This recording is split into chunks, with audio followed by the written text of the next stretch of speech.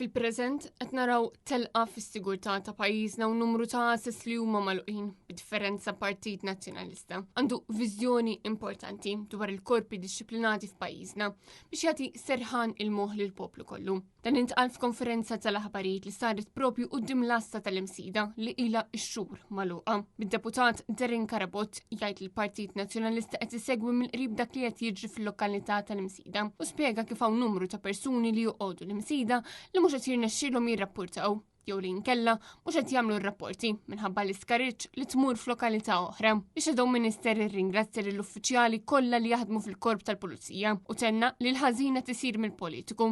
Mill-lat propożittiv qegħdin nagħmluha ċara li l-Gvern Nazzjonalista mhux biss għall-Pulizija però mill-lat tal-intern kollu għall-korpi dixxiplinari kollha għandna viżjoni importanti li naraw illi ndaħlu lura xi ħaġa li sfortunatament qed tonqos pajjiżna, is-serħan tal-moħħ. Minnaħa tiegħu s-Sindku Charles Selvaġi qal li l-asta tal-imsida ilha magħluqa minn Ottubru tal-2023 meta l-Gvern kien qal li din l-asta se tingħalaq temporanjament. Is-Sindku għalhekk isaqsi x'jifhem il-Gvern bil-kelma temporanja. Fl-waqt li staqsaw kollha għalfejn mhux qed isir ix-xogħol li suppost kellu jsir. Charles Selvaġi li kien akkumpanjat mill-Viċi Sindku Kristina Majra u l-Kunsilliera tal-Partit Nazzjonalista Morisa Ġus Alfred Farrugia u Chris Borg sostna li bħala kunsill qed jibqgħu jesiġu li s-servizz ta' uffiċjal tal-Pulizija fil-binja tal-Kunsill Lokali jkun estiż għall-24 siegħa kuljum. U affakkar li fl-imsida hemm problema ta' serq.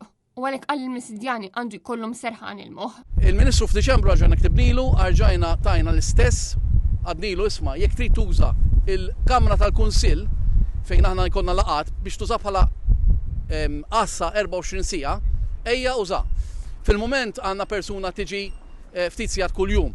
Dak mhux biżżejjed. Intant waqt din il-konferenza tal-aħbarijiet id-deputat Derin Karabot spjega kif il-problema ta' sigurtà f'pajjiżna ma taqafx biss mal-għasas magħluqin, imma anke minħabba l-fatt li mhux isir investiment biżżejjed f'dan is-settur u għalhekk ir-riżorsi mhux laħqu. Eżempju ċar ta' dan jorbot mal-fatt illi għadna ma smajna xejn dwar x'sar miż-żewġ Marokkin li ħarbu mill-Ajruport Internazzjonali ta' Malta.